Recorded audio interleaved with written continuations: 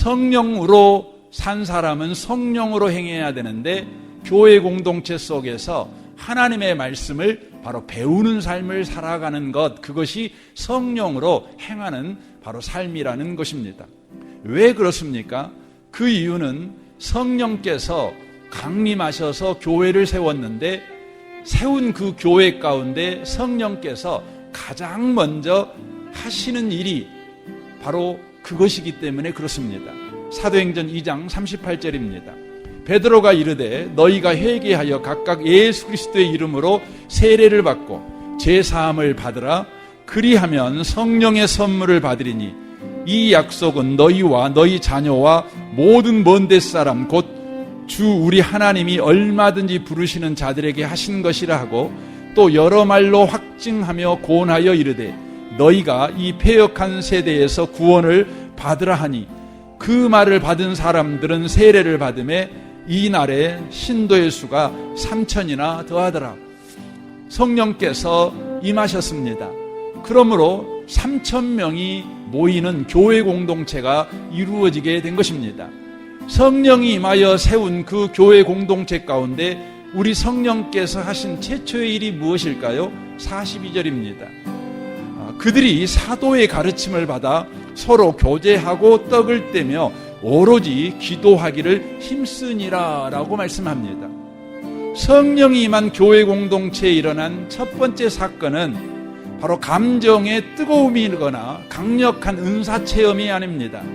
교회 공동체가 하나님의 말씀을 배우며 배운 말씀을 따라 삶의 방향을 바꾸는 것이었습니다. 왜냐하면 성령은 우리 안에서 말씀을 배우고자 하는 열정과 열망을 만들어내시기 때문이다 라고 성경이 지금 말씀하고 있는 것입니다. 그러므로 우리는 기억해야 합니다. 성령 공동체는 바로 배움 공동체라는 것입니다. 성령은 항상 우리를 하나님의 말씀을 배우고자 하는 열정을 갖도록 바로 역사하십니다. 그 결과 성령 공동체는 가르침과 배움이 그 중심이 되는 바로 공동체가 된다는 것입니다.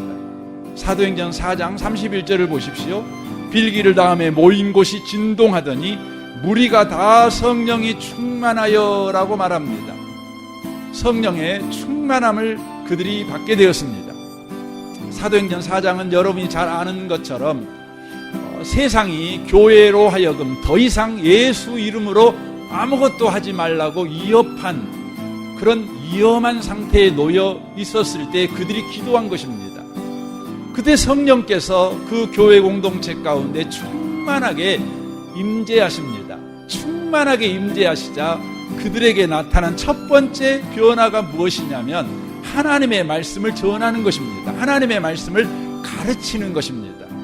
그리고 또 어떤 것입니까? 32절 보면 믿는 무리가 라고 되어 있지요. 믿음은 들음에서 나는 것이죠. 하나님의 말씀을 들은 것입니다. 하나님의 말씀을 배운 것입니다. 그러니까 성령이 충만하자 하나님의 말씀을 가르치는 것과 하나님의 말씀을 배우는 일이 바로 최초로 일어났다고 하는 것이지요. 그들에게 일어난 변화가 바로 이것이었습니다.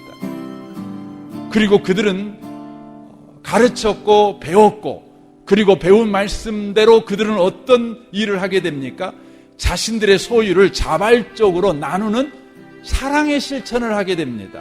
그리고 더 나아가 부활의 예수를 성경이 말씀한 대로 그대로 믿는 큰 은혜가 그들 가운데 임하게 되는 변화가 일어났다는 것입니다.